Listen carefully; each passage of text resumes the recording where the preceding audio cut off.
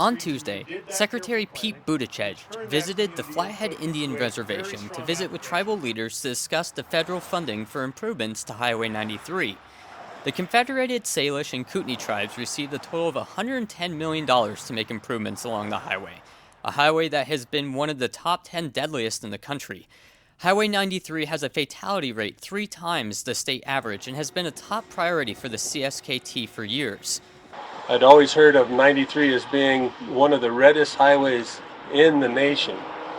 I mean, it was in the top 10 highways in the nation for accidents and death. The improvements along the highway will include a pedestrian path separated from the highway where people can either walk, bike, or ride a horse on the path. On top of the pedestrian path, wildlife crossings will be added to the highway, some of the first ever to be built with federal funding.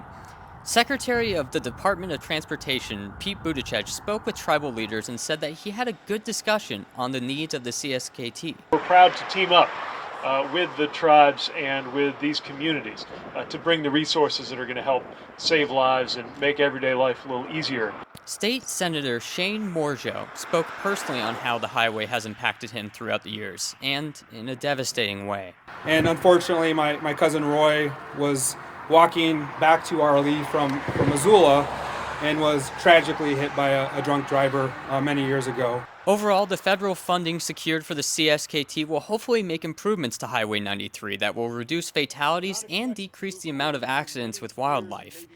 In Evero, I'm Zach Volheim, MTN News.